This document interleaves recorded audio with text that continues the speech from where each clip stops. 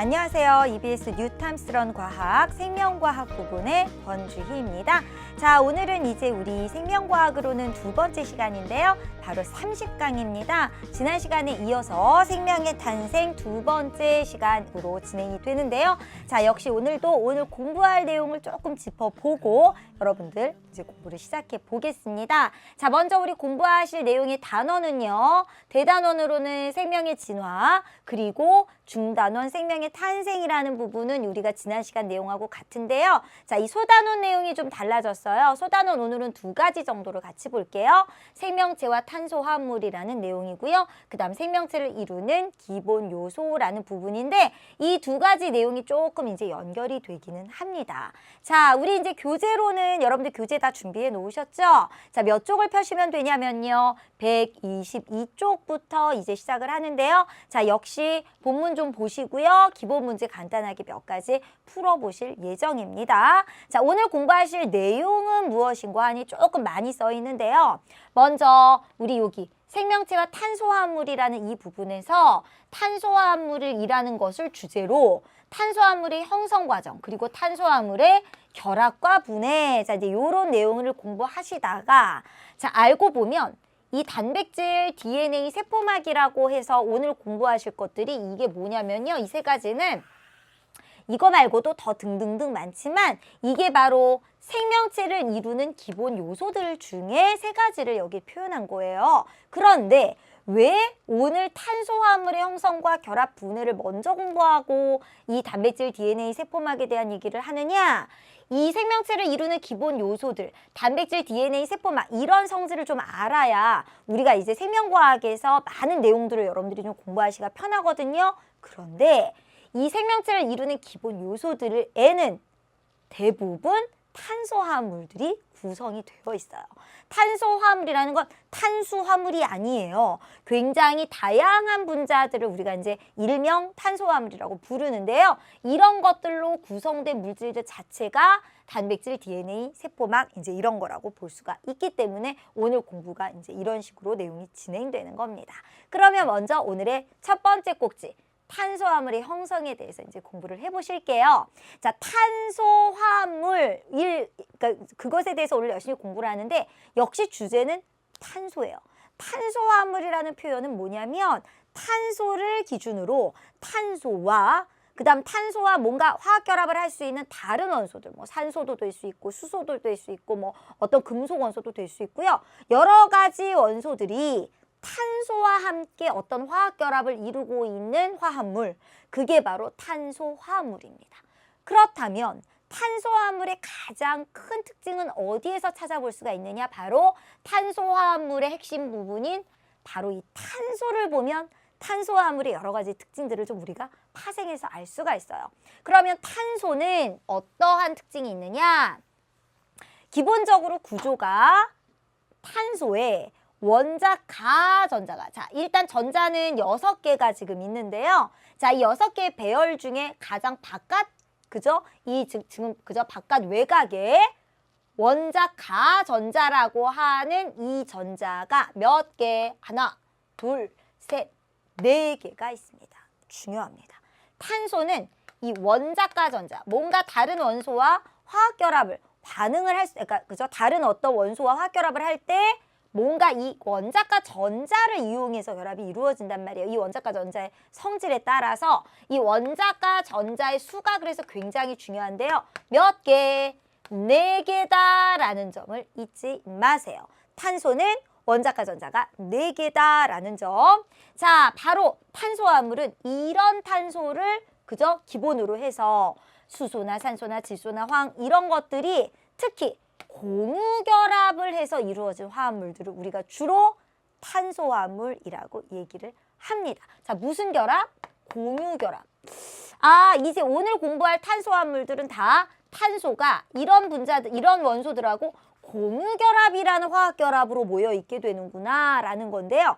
공유결합이라는 걸 어떤 식으로 하는가 한번 예를 들어서 보겠습니다. 자, 탄소가 원자과 전자수 4개라는 걸 잊지 마시면서 한번 탄소를 중심으로 공유결합이 이루어지는 과정을 한번 보도록 할게요.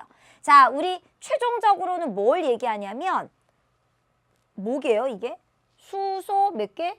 4개, 탄소 하나. 바로 뭐죠? 메테인이에요. 자, 메테인 분자를 기본적으로 우리가 탄소와 수소 간에 이루어지는 공유결합에 대해서 한번 살펴보도록 할게요. 자, 탄소는 아까 말씀드린 바와 같이 원자과 전자가 몇 개라고요? 4개예요. 4개. 자, 탄소는 원자과 전자가 4개고요. 자, 그러면 예를 들어 여기 써 있는 전자 중에 요게 이 탄소 거라고 해봅시다. 지금 여기 색깔 구분 없이 점이 뚠뚠뚠뚠 이렇게 2개씩 딱 찍혀 있지만 만일 처음에 이 전자가 선생님이 빨갛게 칠해놓은 요 4개가 이 탄소의 원자과 전자였다고 생각을 해보세요. 자, 그랬을 때 수소 입장에서는요. 원자과 전자가 몇 개짜리냐면 수소마다 1개예요. 1개. 그러니까 이 나머지 하나는 누구 거다라고 보시면 돼요. 수소 것이다 이렇게 보시면 됩니다. 그런데 탄소나 수소와 같은 이런 비금속 원소들은요. 전자를 이렇게 내어놓는 경향이 강해요. 내어놓는 경향이. 그럼 어떻게 되냐면 서로 내놓으면서 안정한 상태를 추구하게 되는데 그 안정한 상태를 추구하는 형식이 바로 뭐냐면 서로 내놓은 전자를 내 것도 아니야, 네 것도 아니야, 공유하자. 이렇게 전자를 공유함으로써 가치 있는 존재하는 겁니다. 그러면 행복해져요. 안정해지면서. 자, 그러니까 선생님이 조금 아까 이렇게 빨간색으로 이 탄소의 원자과 전자와 이 노란 거, 수소의 원자과 전자를 처음에는 각각 구분을 했지만 이 상태, 그 다음 요 상태, 요 부분에서 이제는 이 원자과 전자들을 서로 내어놓아서 이 전자들이 이제 뭐가 됐냐면 네 것도 내 것도 아닌 뭐가 됐다? 공유전자들이 됐고요. 이 공유전자가 이렇게 쌍을 이루고 있기 때문에 뭐라고 부릅니까? 공유전자쌍이다. 이렇게 부르는 거예요. 이해가십니까? 자, 근데 이거를 어느 세월에 맨날 이 공유결합이 점을 이렇게 찍어서 표현합니까? 귀찮아요. 자, 귀찮을 땐 어떻게 하면 되냐면요. 공유전자쌍 한 쌍당 찍 하나를 해주시면 돼요. 찍 하나. 그러면 이 부분이 뭐까지 한꺼번에 뭉뚱그려 의미를 하냐면요. 공유전자쌍에 의하여 공유결합이 된 상태다라는 걸 의미합니다. 뭐가요? 찍이요. 근데 단 이렇게 하나 한 줄로 찍이라는 거는 공유결합은 공유결합인데 공유전자쌍 몇 개짜리 공유결합이다? 한 쌍, 2개짜리. 하나는 내 거, 하나는 네 거 모여서 한 쌍의 공유전자쌍이 된 상태. 그러면 어떻게 한다고요? 찍 하나. 그러면 결국 이 공유결합의 이 선으로 표현을 하자면 공유전자쌍이 총 몇 쌍이 있어요? 여기 한 쌍, 여기 한 쌍, 여기 한 쌍, 여기 한 쌍. 이렇게 있죠? 그리고 그 상태를 각각 이렇게 따로따로 수소와 각각의 이렇게 한 쌍씩으로 공유결합을 하고 있다는 표현을 이런 식으로 표현을 하면 됩니다. 실제로 이거는 화합물을 표현하는 또 다른 방식으로서 이러한 방식을 뭐라고 부르냐면 구조식이라고 불러요. 이렇게 쓰면 뭐라고요? 지난 시간에 배웠죠. 이렇게 쓰면 뭐라고 쓴 거예요? 이거는 화학식. 메테인의 화학식을 써라. 그럼 이렇게 쓰면 되고요. 메테인의 구조식을 써라. 그럼 이렇게 쓰면 돼요. 찍찍찍찍 다 써가지고. 대신 구조식을 쓸 때도 이런 원소들은 다 표현을 해주셔야 됩니다. 원소 기호로. 이해되셨죠? 이게 바로 탄소가 공유결합을 통해서 탄소 화합물이 형성된 이 과정을 이제 어제 말씀드린 거예요. 이런 걸 이제 우리가 뭐라고 한다? 공유결합이라고 한다. 요거 이제 알아두시는데요. 실제로 이제 이러한 탄소 화합물이 어떤 중요한 특징을 가지기 때문에 오늘 공부할 포인트는 이거예요. 탄소 화합물이 이렇다라는 걸 여러분에게 알려드리는 게 목표가 아니고요. 탄소 화합물이 이렇기 때문에 결국에는 우리가 앞으로 공부해 나갈 여러 생명체들을 구성하는 기본적인 물질의 구성 성분이 된다라는 얘기를 해드리고 싶은 겁니다. 탄소는요. 이렇게 원자과 전자 4개를 가지고 여러 모습의 공유결합이 가능해요. 꼭 이런 조금 아까 말씀드린 그런 공유결합만 이런 공유결합만 있는 게 아니라 너무나 다양한 공유결합들의 모습이 가능합니다. 그러한 모습을 이제 여러분들 지켜보시면 여러분들 교재에 화려하게 나와 있어요. 난리 났죠. 난리 났어. 그죠? 이런 걸 다 뭐라고 부르냐면 한꺼번에 그냥 다 뭐라고 부르냐면 되냐면요. 탄소 골격들이라고 보시면 돼요. 탄소 골격. 탄소가 원래 이런 다양한 결합 방식을 가지기 때문에 이런 용어를 써요. 실제로. 이 분자의 탄소 골격은 어떠니? 사슬 모양입니다. 가지 모양입니다. 고리 모양입니다. 단일 결합입니다. 이중 결합입니다. 삼중 결합 이렇게 표현하는 거. 이게 다 탄소 골격에 대한 설명인데 딱 봐도 되게 많죠. 자, 이 많은 것은 일단 이렇게 세 줄로 보시면 형태상의 구분으로 사슬 모양, 가지 모양, 고리 이렇게 구분한 것 같고요. 그다음에 여기 보세요. 여기 보세요. 여기를 보시면 단일, 이중, 삼중 이거는 뭘 의미하는 것 같아요? 탄소와 탄소 사이에 공유 전자쌍이 한 쌍인 경우, 요거는 두 쌍인 경우, 요거는 세 쌍인 경우입니다. 그러면 한 쌍의 공유 전자쌍으로 이루어진 공유 결합을 단일 결합이라고 하고요. 단일 결합 한 줄. 그다음에 두 쌍의 공유 전자쌍으로 되어 있으면 이중 공유 결합, 줄여서 그냥 이중 결합 이렇게 얘기하면 되고요. 세 쌍이 이렇게 결합을 하고 있으면 삼중 결합 이렇게 하면 되고요. 표현도 이중 결합 찍찍 줄 2개, 삼중 결합 찍찍찍 줄 3개 이렇게 쓰시면 되는데 이 모든 복잡한 골격에서 다 공통적인 건 뭐냐면요. 탄소를 기준으로 이 줄, 화학 결합, 공유 결합을 할 수 있는 이 줄이요. 항상 몇 개예요? 4개예요. 탄소 하나다. 4개. 이탄소 중심으로도 4개. 다 4개죠? 보세요. 다 4개씩이에요. 자, 여기까지 다 4개다가 여기 보세요. 이중결합이어도 4개입니다. 여기 2개이죠. 나머지는 2개만 써줘야 돼요. 이탄소도 마찬가지. 여기 2개죠? 여기 2개예요. 수액학전자가 실제로 이렇게 그러니까 원자가 전자가 이렇게 있었던 거예요. 이해가시죠? 삼중결합을 했으면 남은 게 몇 개죠? 하나니까 이쪽에 한 줄만 가는 거죠. 그러니까 다른 어떤 그죠? 공결합으로는 이제 이쪽으로는 한 쌍만 할 수 있다. 이제 이런 뜻이 됩니다. 자, 여기서 이제 참고로 단일결합, 이중결합, 삼중결합 있으면 사중결합, 오중결합 없어요. 없어요. 삼중결합까지만 지구상에 이제 보통 존재하는 형태입니다. 자, 바로 이 모습을 생각해 보세요.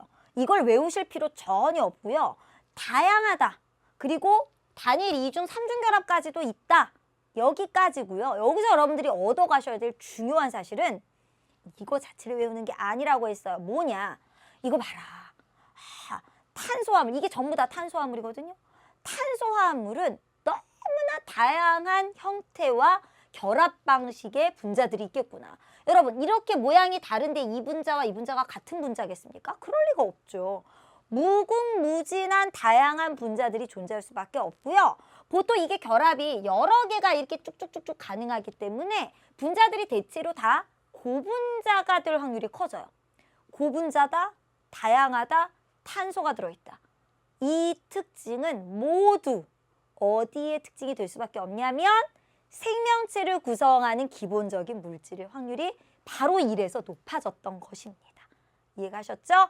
자, 이러한 성질 때문에 생명체를 구성하는 여러 가지 기본적인 물질들은 탄소를 중심으로 뭔가 이런 탄소화합물의 확률이 높은데 그런 것들이 뭐가 있냐면요. 생명체를 구성하는 탄소화합물의 얘가 뭐가 있느냐? 자, 탄수화물. 이게 선생님이 제일 먼저 왜 써드렸냐면요. 탄수화물하고 말이 너무 헷갈려요. 그죠? 이거 조심하세요. 탄수화물은 훨씬 더 큰 범위의 분자들 전체를 말씀을 드리는 거고 탄수화물은 그 중에 일예예요. 뭐 여러분들 아시죠? 포도당, 우리가 보통 당이라고 표현하는 거예요. 포도당, 뭐 엿당, 리보스 이런 거 다 탄수화물에 속합니다. 그 다음 단백질. 어디서 많이 들어본 순서인데요, 이거? 이거 뭐죠, 여러분들? 3대 영양소. 그죠? 생물체의 몸에 꼭 들어와야 되는 영양소 중에 에너지원이 되는 3대 영양소. 요게 다 탄수화물이에요. 그 다음, 자, 오늘 또 공부하실 것 중에 뭐가 있냐면 단백질 공부할 거고요. 이 중에서는 그다음에 우리 핵산. 핵산이 뭐냐면 DNA나 RNA 이런 거 얘기해요. 이것도 오늘 공부하실 거예요. 그 다음에 ATP. 이제 이런 게 있는데요. 잠깐, 요게 약간 좀 튀죠? 뭔지 모르겠죠? 자, ATP가 뭔지 잠깐만 구조를 볼게요. 도대체 ATP에 어디에 도대체 그저 탄소가 들어있다는 것이냐? 탄소화물이 도대체 어디 들어있다는 것이냐? 자, 우리 ATP의 구조를 한번 잠깐만 보도록 할게요. 자, 선생님 여기다 한번 그려볼게요. 간단하게. ATP는요.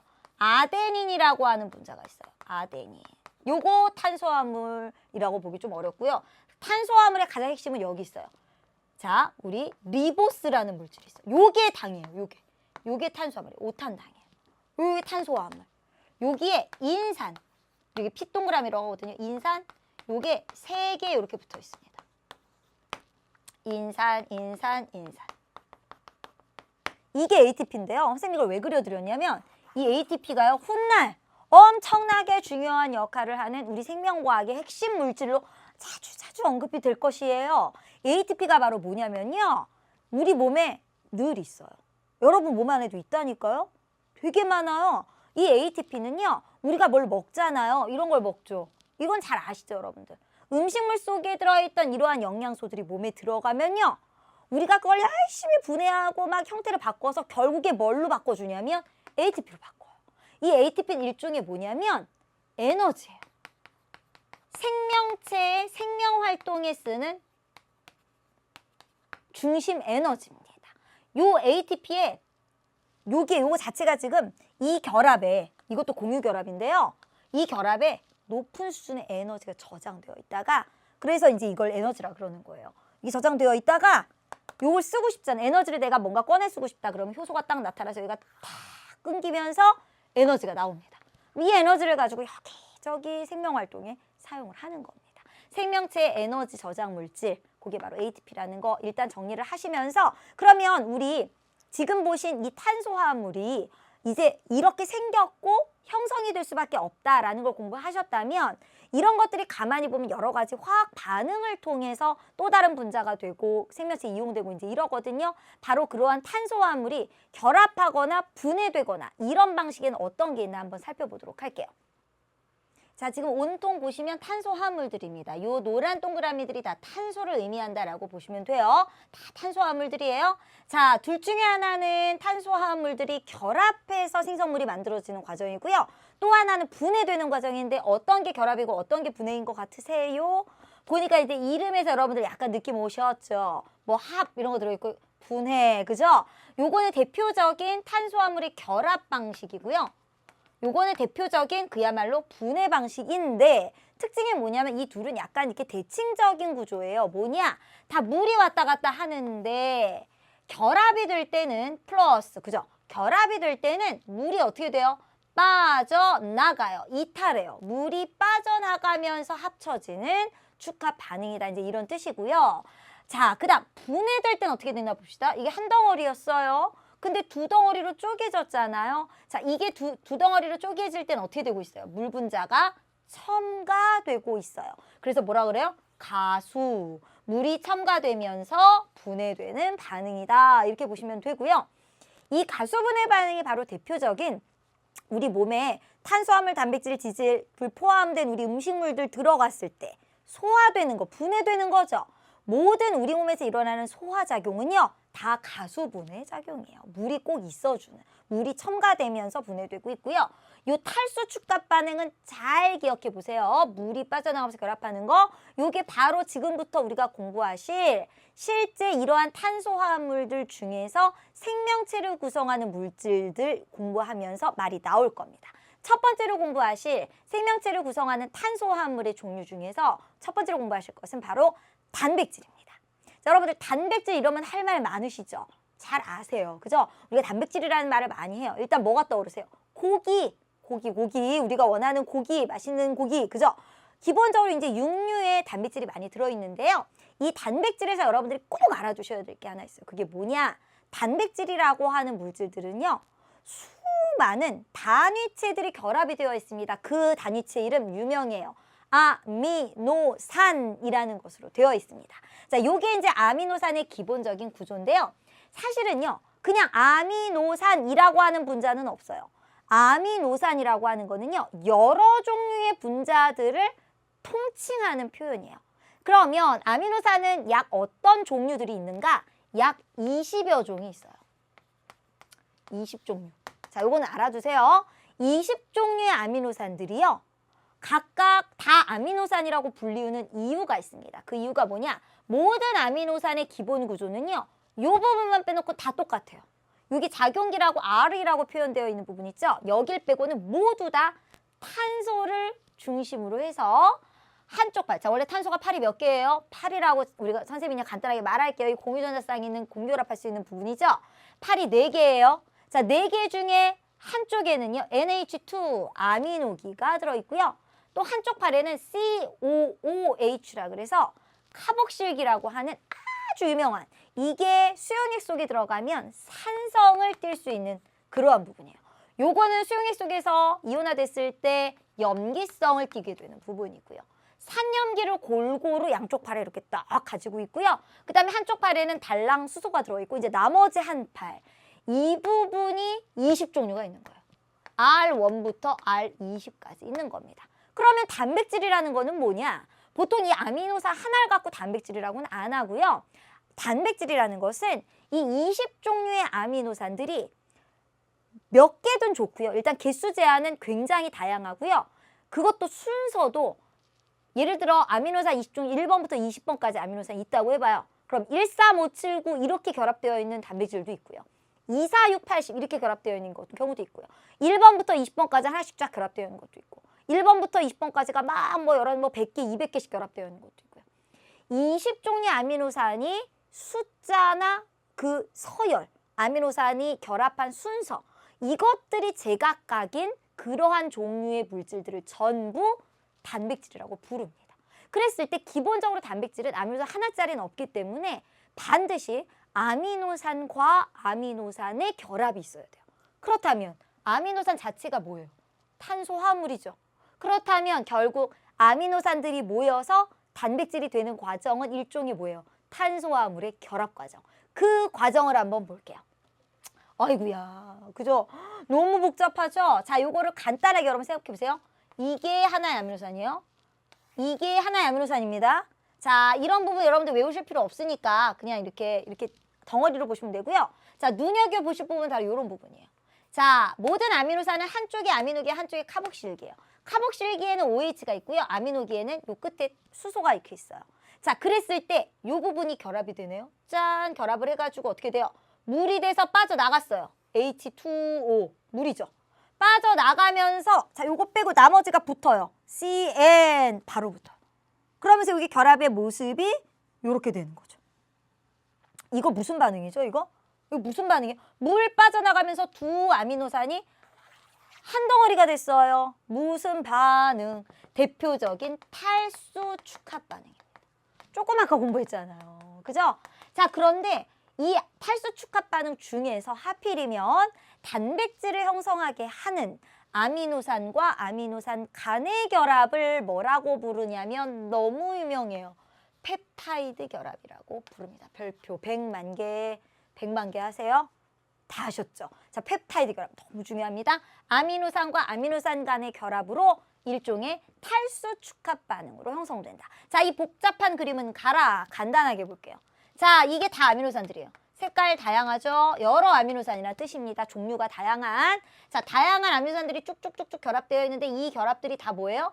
펩타이드 결합이고요. 자, 일단 기본적으로 이제 용어가 있는데 이렇게 많이 결합했으면 뭐라고 부르냐면 폴리펩타이드라고 불러요. 폴리라는 게 많다는 뜻이잖아요. 그 다음 이렇게 두 개가 그냥 딱 결합되어 있으면 아미노산 두 개가 그러면 다이펩타이드. 그 다음에 세 개 결합되어 있으면 트라이펩타이드 이런 식으로 표현하고요. 보통 우리가 무슨 단백질이라는 표현은요. 뭐 헤모글로빈 이런 게 이게 전부 다 단백질이거든요. 이거는 이런 폴리펩타이드가 다시 여러 개가 뭉쳐있는 수준이다. 이렇게 생각하시면 되겠습니다. 그러면 이러한 단백질로 구성된 게 뭐가 있으며 어떤 기능들을 수행하고 있나? 보통 단백질은요. 사람으로 따지면 우리 몸 자체의 세포들 속에 단백질이 되게 많이 들어있고요. 그것들 중에는 또 어떤 게 있냐면 세포 속에 있는 것들도 있고 그 다음에 단백질 분자들이 우리 몸에서 역할을 하는 것 중에는 조금 아까 말씀드린 헤모글로빈도 있고요. 그 다음 지난 시간에 선생님이 되게 유명한 마법사가 있다고 그랬어요. 화학 반응을 촉진하는 촉매. 그중에 생명체 내부에 있는 걸 뭐라고 부르게요? 효소. 효소도요. 단백질이 주성분이에요. 그 다음에 조금 아까 선생님이 헤모글로빈 했죠? 그 다음에 이제 세포 내에 단백질 성분이 많고요. 그 다음 여러분 항체라고 들어보셨나요? 뭔가 이렇게 항원 같은 게 병원체가 이렇게 들어오면 우리 몸에서 만들어져서 그거하고 결합해서 싸우는 항체도 주성분이 단백질입니다. 그 다음에 여러분 호르몬들 중에서 뭐 100%는 아니지만 호르몬 중에서 단백질로 된 것들도 많습니다. 그 다음에 여러분들 가장 기본적인 건 뭐예요? 역시 아까 처음 서두에 근육, 고기 얘기했죠. 고기. 그게 다 뭐예요? 근육이잖아요. 그죠? 근육, 그 다음에 뭐 머리카락, 손톱, 발톱. 이런 것들이 다 단백질로 되어 있어서 단백질은 주로 기능적으로 이런 기능, 효소의 기능, 헤모글로빈의 기능 뭐지 다 아시죠? 항체의 기능, 호르몬의 기능 이렇게 어떤 특정한 작용을 담당하는 분자들로서 존재를 하거나 또는 우리 몸에서 구성 성분으로 근육이나 머리카락의 성분으로도 이용이 많이 되는 그러한 물질입니다. 자, 단백질의 핵심은 뭐죠? 아미노산이 기본 단위이다. 아미노산은 기본 단위가 어떻게 생겼다? 그 다음 펩타이드 결합으로 쭉 연결돼 있다.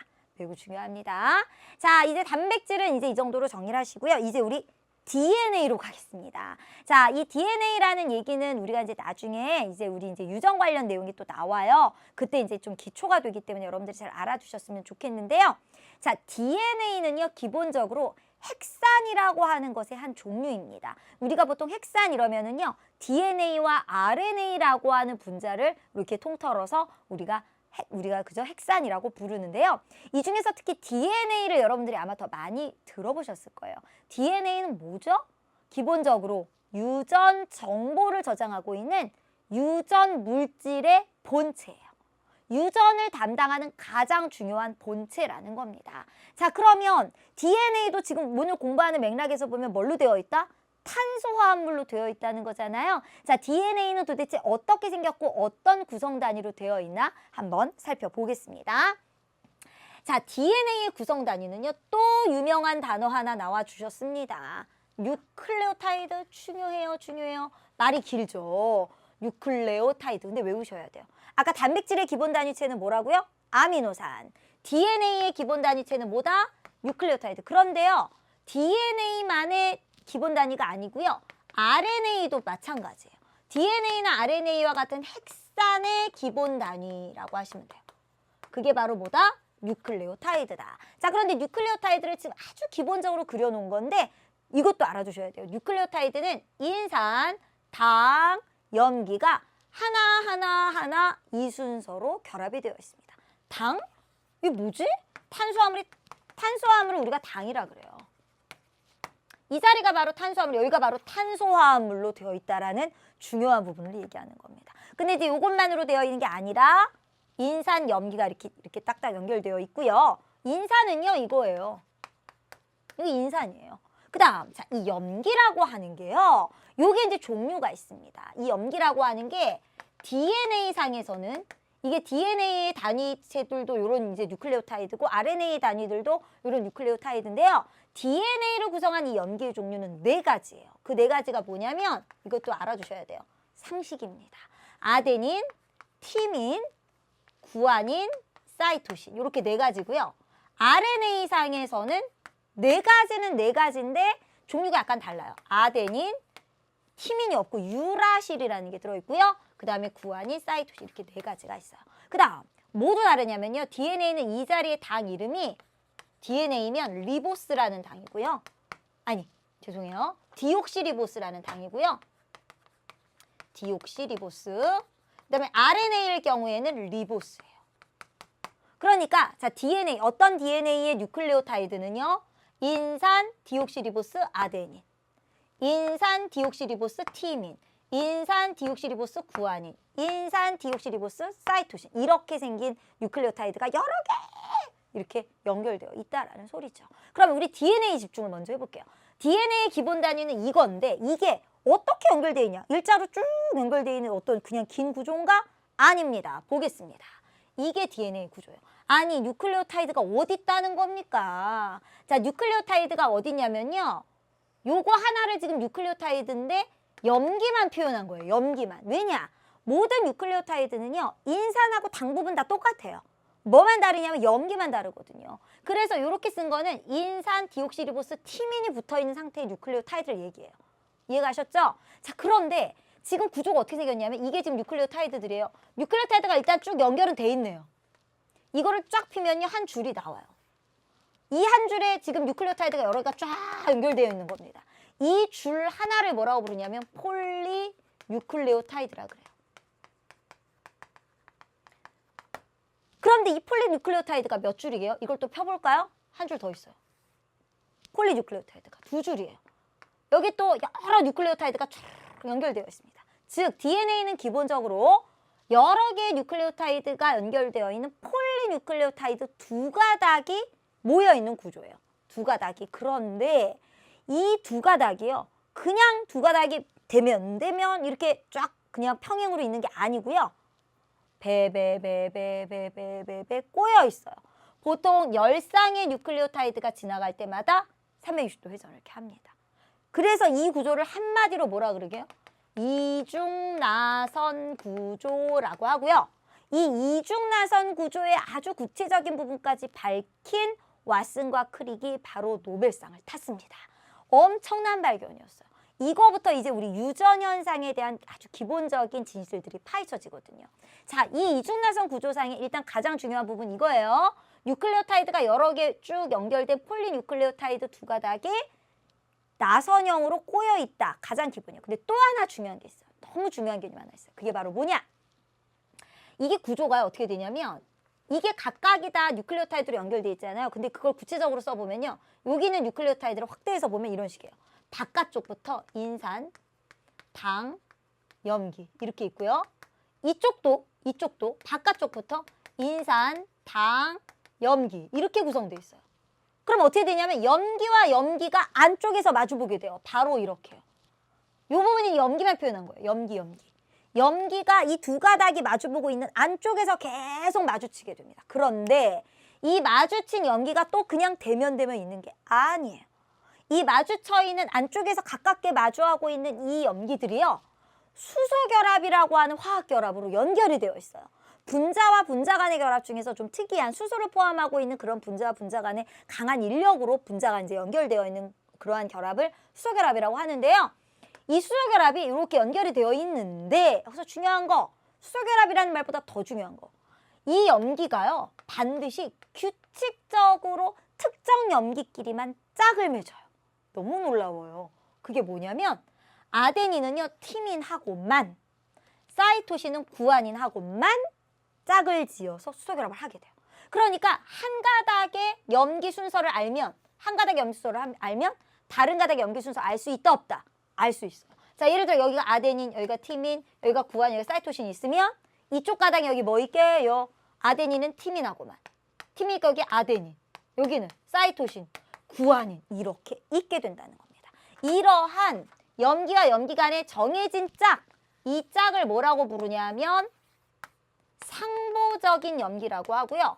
이 상보적 염기 간의 결합을 상보적 결합이라고 부릅니다. 자, 상보적 결합은 뭐하고 뭐요? 아데닌하고 티민, 구아닌과 사이토신 이렇게 구성이 되어 있어요. 자, 그러면 아까 우리가 DNA 말고 어떤 것도 핵산에 포함된다? RNA라고 했는데 차이가 뭔가요? 일단 구조상의 차이가 있고요. DNA는 기본적인 기능이 RNA와 차원이 달라요. DNA는요. 이 염기에 유전 정보가 저장돼 있어요. 유전 정보 본체예요. 그리고 복제가 돼서 막 양이 2배로 불어요. 이게 DNA 아주 중요한 기능이라면 RNA는요. 구조도 좀 다르고요. 자, 구조 보실까요? RNA는 뭐가 다르죠? 일단 기본적으로는 뭐 비슷한 게 그려져 있죠. 이런 것도 다 뭐냐면 뉴클레오타이드예요. 그러니까 이 줄도 뭐예요? 폴리뉴클레오타이드예요. 맞아요. RNA의 기본 단위도 뉴클레오타이드고 폴리뉴클레오타이드로서 여러 개의 뉴클레오타이드가 연결되어 있는 건 맞는데 기본적으로 뉴클레오타이드 자체가 다르고요. 그죠? 아까 약간 다르다 그랬죠. 당도 다르고 염기 종류도 좀 다르고요. 그 다음 가장 중요한 차이는 뭐냐면 한 줄이에요. 한 줄이에요. 이중 아니에요. 한 줄만 되어 있습니다. 자, 그럼 구체적인 차이점을 한번 딱 정리해서 살펴보겠습니다. 자, DNA와 RNA의 차이점. 모탄당, 인산당, 염기, 뉴클레오타이드를 구성하는 그 당의 종류입니다. DNA는 디옥시리보스, RNA는 리보스. 아까 말씀드렸죠. 그 다음 염기의 종류. 뭐가 다르죠? 되게 비슷한데 티민이 있고 여기는 유라실이 있어요. 요거 핵심이죠? 분자 구조가 이중나선. 여기서 이 선이 뭐 얘기한다고요? 폴리뉴클레오타이드. 요건 단일 가닥. 근데 결정적으로 기능이 다르죠? 자, 유전 정보 저장하고 복제까지 가능한 반면 RNA는 유전 정보를 여기 저장돼 있던 정보를 옮겨주는, 전달하는 역할. 그다음에 단백질 나중에 이 유전 정보에 따라서 맞는 단백질이 만들어져야 되거든요. 단백질이 굉장히 중요한 기능들을 하기 때문에 그때 만들어지는 과정에 관여하는 게 RNA다라고 보시면 되겠습니다. 자, 그럼 이제 이쯤에서 우리 탄수화물 중에 단백질 보셨고요. 핵산, 특히 DNA를 중심으로 좀 공부를 하셨어요. 이제 마지막 탄수화물, 단백질 이런 것들이 잔뜩 들어있으면서 세포 구조의 핵심이 되는 세포막에 대해서 좀 보겠습니다. 자, 세포막도 생명체를 구성하는 기본 요소인데요. 단백질이 특히 많이 들어있는데 그러기 위해 그 세포막에 대해서 우리가 이제 좀 보시려면 기본적으로 세포막의 구성성분을 보셔야 돼요. 생명체를 구성하는 기본적인 것 중에 가장 핵심이 뭐냐면 생명체는 세포로 되어 있다는 거거든요. 여러분, 세포라는 것은 최소한 뭐가 있어야 세포게요? 핵 아니에요. 세포라고 우리가 이건 세포야 라고 얘기를 하려면요. 세포막이 있어야 돼요.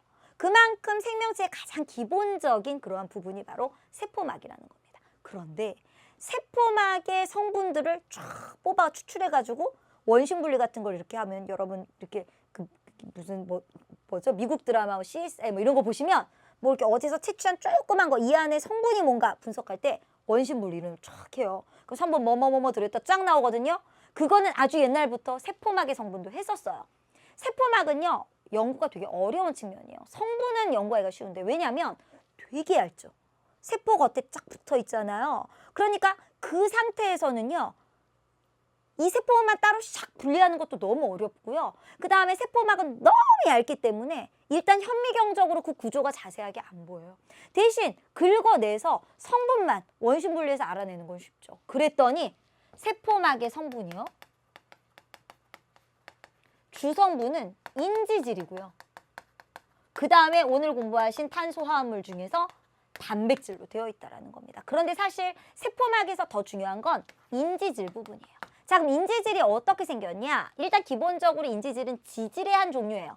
지질이라고 하는 어떤 그러한 이제 종류 중에 중성지방, 우리가 기름 얘기하는 거 있잖아요. 그것도 들어있고 인지질도 포함되고 스테로이드라는 것도 포함되고 이제 이렇게 되는데요. 인지질의 특징은 구조가 실제로 머리 꼬리 구조로 되어 있어요. 실제로 여기를 머리라고 불러요. 꼬리라고 불러요.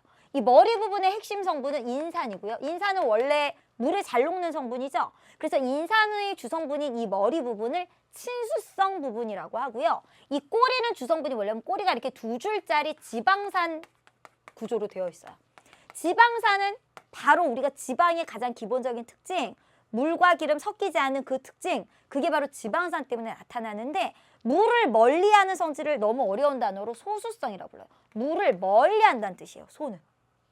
기본적으로 인지질은 이렇게 친수성 머리와 소수성 꼬리 부분으로 되어 있습니다. 그런데 이게 엄청 많이 몰리면서 단백질까지 같이 있는 게 바로 뭐라고요? 세포막. 근데 문제는 뭐냐면 세포막이 인지질이 어쨌든 주성분으로 들어있으려면 문제가 뭐냐? 세포가 이렇게 있으면 여기 안에 뭐 여러 가지 성분들도 있고요. 문제는 이거예요. 세포가 이 바깥에 물이 있어요? 없어요? 우리 몸 안에? 있죠. 세포가 이렇게 건조한 곳에 둥둥 떠 있나요? 그럴 수는 없죠. 밖에도 물, 안에도 물이 있어요. 이 경계에 세포막이 존재해야 돼요. 근데 세포막의 주성분인 지질이란 말이에요. 특히 소수성 부분이 이렇게 길쭉하게 나 있어요. 그렇다면 도대체 이 인지질이 어떻게 배치를 해야 이 세포의 가장 겉부분을 둘러싸는 구조로서 적절할 수 있는가? 많은 연구를 해봤어요. 자, 그 연구 내용을 보실게요. 첫 번째는 뭐냐면 물속에 한번 인지질을 쫙 넣어봤어요. 그랬더니 이게 인지질이 이렇게 하나 인지질이거든요. 두 층이 되면서 물 쪽으로는 이 인산 부분만, 머리 부분만 이렇게 딱 닿게 공 모양을 형성하더래요. 그 다음 이런 식으로 여기 요 한 부분을 좀 자세하게 보면 이런 식으로 바로 어떤 부분이에요? 물과 붙는 부분은 인산 부분인데 여기가 뭐죠? 친수성이죠. 여기 친수성이잖아요. 그리고 어떻게 하면 돼요? 물하고 닿지 않는 이 안쪽 부분에 파묻혀서 이 소수성인 지방산 꼬리 부분이 몰려있게 되는 겁니다. 너무 좋죠. 그래서 뭘 알게 됐냐면 세포막을 구성하는 인지질은 어떻게 배열되어 있을 것이다? 이중층으로. 세포막 자체가 인지질 이중층으로 쭉 구성이 되어 있을 것이다 라는 그러한 논리적인 추론이 가능했고요. 실제로 논리적인 추론 과정 중에 이런 증명이 있었습니다. 뭐냐면 전자현미경 사진부터 한번 시작해 볼게요. 이게 전자현미경 관찰한 거예요. 자세하게 인지질은 안 보여요. 그런데 특이한 게 뭐냐면 어둡게 두 줄 있죠. 어둡게 두 줄 있고 사이에 밝은 부분이 나타났어요. 보이십니까? 어둡게 두 줄. 이 어두운 두 줄이 바로 무슨 부분이냐면 요 인지질 부분이에요. 여기가 더 밀도가 높기 때문에 전자미로 찍어보면 여기가 더 진하게 나오고요. 이 소수성 부분, 지방산 안쪽 부분이 이렇게 밝게 표현된 거예요. 이해가시죠? 한 줄 진한 줄, 한 줄 진한 줄, 가운데 밝은 부분. 따라서 인지질이 이중층으로 배열되어 있겠구나에 힘을 실어준 증거입니다. 이게. 자, 그 다음 여기 이제 인지질 이중층이 이런 식으로 인산이 바깥쪽으로 꼬리 부분이 안쪽으로 배열된 구조다라는 거 굉장히 중요한 발견이면서 아울러, 자, 여기 자세히 이렇게 나와 있죠? 아울러. 아까 세포막의 주성분 중에 뭐가 또 있다 그랬죠? 단백질. 이 단백질이 어떻게 있는가를 연구했어요. 그 결과가 이거예요. 여러분, 지금 이 그림상에서 단백질이 어떤 식으로 있다라고 말해보세요. 자, 설명해보세요. 어떤 식으로 있어요? 아무렇게나 있어요. 그게 정답이에요. 이 세포막상에서의 단백질의 이 위치는요, 불규칙하게 있어요. 무슨 말이냐? 바깥쪽에만 빼쭉 나와 있는 단백질도 있고요. 안쪽에만 빼쭉 나와 있는 단백질도 어딘가에 있어요. 그 다음 이렇게 이런 건 뭐죠? 관통하는 단백질도 있고요. 굉장히 다양한 형태로 단백질이 푹푹푹푹 꽂혀 있고요. 그 다음 이 단백질이 아주 중요한 특징이 뭐냐? 움직여요. 짜자자잔. 여기서 움직인다는 건 뭐냐? 예를 들면 이 단백질 하나가 슉 돌기도 하고요. 이 정도가 아니에요. 옆으로 옮겨가요. 여기 있던 단백질이 막 이리 가고 여기 있던 단백질이 저리 가고. 이러한 단백질의 성질을 유동성이 있다 이렇게 얘기합니다. 단백질이 굉장히 유동성이 있다라는 걸 사람들이 알아냈는데 얘들아 세포막에는 단백질이 있는데 유동적으로 있대. 이럼 누가 믿어요? 이거 증명실험이 있답니다. 자, 증명실험 한번 간단하게 볼게요. 여러분들 교재에 있어요. 이게 뭐냐면요. 사람 세포의 세포막에 있는 단백질을 초록색 형광으로 막 표시를 했어요. 이거는 쥐세포의 표면에 있는 막단백질, 막에 있는 그 단백질들 있잖아요. 아까 막 아무렇게나 꽂혀 있다는 거. 그것들을 빨간색 형광물질로 다 표시를 했어요. 그런 다음에 어떻게 했냐면 세포융합이라는 기술 썼어요. 되게 멋있는 기술인데요. 이거 이제 요새는 너무 잘하는 기술이에요. 세포 두 개를 이렇게 적절한 어떤 용액 처리를 해주잖아요. 그럼 막이 이렇게 서로 척 붙으면서 하나의 세포가 돼요. 이런 세포를 하이브리도마 멋있게 얘기합니다. 이런 세포를 융합세포인 거죠. 그럼 만일 이 단백질이 그냥 그 자리에 탁 꽂혀 있는 것이었다면 뭐 다이아몬드 게임 할 때 이렇게 딱 꽂혀 있는 것처럼 척 꽂혀 있는 것이었다면 이 형광물질의 배열이 꼭 이 상태로 있어야 되죠. 편가르기 딱 해서. 근데 아니에요. 시간이 지나니까 막 섞여요. 이건 무슨 말이죠? 이 막에 있던 이 단백질들이 어떻게 되고 있다? 이동이 가능하다라는 것을 의미하는 겁니다. 이런 것으로 이제 막단백질이 유동적이다라고 하는 유동성을 가지고 있다라는 것을 증명했고요. 자, 이제 이러한 내용을 토대로 우리 세포막이 어떤 구조다? 인지질 이중층에 유동성을 가진 막단백질이 마구마구 불규칙적으로 꽂혀 있다라고 하는 이 세포막의 구조를 유동 모자이크막 모델 이렇게 얘기합니다. 유동 모자이크막 모델. 그럼 이러한 세포막에는 이런 단백질의 기능은 뭘까요? 주로 물질을 출입시키는 기능 많이 하고요. 또는 이제 바깥에서 다른 세포로부터 온 신호를 받기도 하고요. 또 효소로서 작용하는 그러한 단백질들도 있습니다. 그럼 이제 오늘 내용은 여기까지고요. 오늘 또 문제 함께 풀어볼게요. 여러분들 교재 127쪽에 보시면 8번이 있는데요. 이거 간단해요. 생명체를 구성하는 탄수화물이 아닌 것은 잘 들어보세요. DNA, 탄수화물 맞나요? 인지질, 포도당, 지질의 지방산 부분 있거든요. 지방산, 지질, 이것도 탄수화물이에요. 포도당, 탄수화물의 대표적이죠. 마그네슘, 마그네슘은 탄수화물이 아니에요. 탄소가 포함되어 있지도 않고요. 무기물에 속합니다. 마그네슘은 아미노산, 대표적인 탄수화물, 특히 탄수화물의 기본 단위체죠. 정답은 4번입니다. 자, 그 다음 밑으로 내려가서 10번 함께 보시겠습니다. 생명체를 구성하는 중요한 원소 중 하나인 탄소에 대한 설명으로 옳은 것은, 자, 옳은 거 찾아야 돼요. 자, 원자과 전자 아까 몇 개다? 이것 때문에 팔을 몇 개 그려요?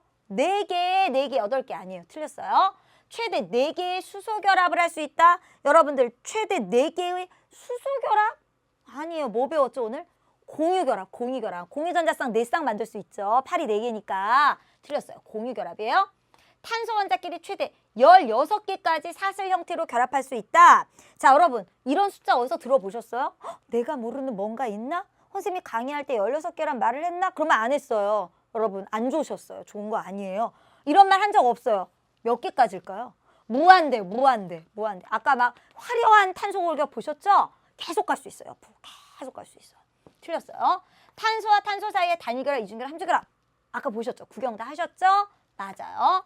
질소, 산소, 황, 붕소 등의 원소와 결합할 수 있지만 금속 원소와 결합할 수 없다. 우리가 오늘 공부하신 탄소화물에서는 금속하고 결합한 거는 구경을 못 하셨지만 실제로는 결합할 수 있습니다. 따라서 이것도 틀렸고 정답은 4번 골라주세요. 14번으로 함께 가보겠습니다. 127쪽에 14번 보시면 생명체를 구성하는 단백질의 특성에 대한 설명으로 옳은 거예요. 단백질이고 옳은 거 찾으셔야 돼요. 자, 생물을 구성하는 물질 중 가장 많은 비를 차지한다. 이런 얘기 오늘 한 적 없고요. 이거 여러분 상식. 생명체 구성 물질 중에 제일 많은 게 뭐죠? 물이죠. 여러분 그 정도는 아시죠? 틀렸습니다. 이거는 물이에요. 자, 옳은 거 찾아야 돼요. 4종류의 아미노산을 결합해서 잘 나갔는데 4종류 아니고 몇 종류? 20종류가 숫자는 그저 굉장히 다양하게 틀렸어요. 소화 과정에서 촉명스가는 효소 주성분 아까 말씀드렸죠? 효소, 호르몬, 항체 이런 것들이 다 단백질로 되어 있다. 이거 맞고요. 근육과 머리카락을 구성하는 단백질로 되어 있는 건 맞는데 문제는 아미노산 종류 배열 순서가 같나요? 그렇지 않아요. 단백질은 종류와 배열 순서가 되게 다양하기 때문에 단백질의 종류도 무지하게 많습니다. 따라서 틀렸어요. 당, 인산, 염기 이거 어디서 많이 봤는데요? 인산당, 염기? 이거 뭐죠?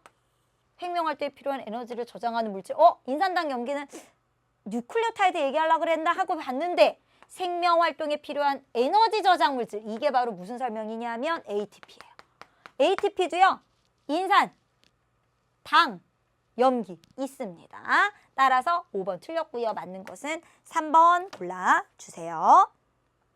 자, 그 다음에 이제 우리 17번으로 가보겠습니다. 자, 17번 문제 보시면은 핵산을 이루는 기본 단위를 나타낸 것이다. 자, 누구? 핵산을 이루는 기본 단위는 누구죠? 바로 뉴클레오타이드지요. 자, 이게 이제 뉴클레오타이드라는 것은 문제에서 핵산을 이루는 기본 단위라 했기 때문에 선생님이 이렇게 얘기를 한 거고요. 구체적으로 보시면 여기가 인산이 표시가 돼 있고 가가 무엇입니까? 인산 그리고 이렇게 오각형 스타일이 바로 당 그리고 이게 바로 염기 이렇게 되겠죠. 자, 그럼 문제를 한번 볼게요. 옳지 않은 거 찾아봅시다. 1번에 뉴클레오타이드이다. 자, 이런 형식의 문제도 많이 나옵니다. 이 형식 문제 맞고요. 2번에 탄소화합물의 일종이다. 우리 오늘 탄소화합물 중에서 생명체를 구성하는 것들 우리 예로 DNA 구경하셨어요. DNA, RNA 이런 핵산. 자, 2번 맞고요. 3번에 DNA와 RNA는 가의 종류가 다르다. 맞지요? DNA였다면 디옥시리보스, RNA였다면 리보스입니다. 3번도 맞고요. 4번에 나는 20가지 종류가 있다 그랬는데요. 20가지 종류가 있는 것은 뭐죠? 그것은 아미노산이고요. 여기는 이제 DNA에서 아데닌, 티민, 구아닌, 사이토신 그리고 우리 RNA에서 중복되는 걸 빼면은 유라실까지 해서 5가지 정도라고 보시면 돼요. 따라서 4번은 틀렸고요. 5번에 가는 당, 나는 염기이다. 맞는 서술이죠. 정답은 4번 골라주세요. 자, 여기서 잠깐 여러분 오늘 간단한 퀴즈 하나 내드릴 테니까요. 정답을 수강후기 게시판에 올려주시면 선생님이 갑자기 어느 날 그 정답 맞춰주신 학생들 이름을 강의 중에 불러드리도록 하겠습니다. 오늘의 퀴즈는 이거예요. 자, 지금 막 뉴클레오타이드에 대해서 했지요. 자, 핵산을 구성하는 뉴클레오타이드의 종류는 총 몇 종류일까요? 이게 오늘의 퀴즈입니다. 자, 정답을 아시는 분은 수강 후기에 정확한 정답을 남겨주시고 본인 이름 분명하게 확인하실 수 있게 해주시면 선생님이 강의 중에 그 성함을 불러드리도록 할게요. 자, 여러분들 수고 많으셨고요. 우리 다음 강의는 31강 생명의 탄생 3번째 시간에서 다시 만나겠습니다. 안녕히 계세요.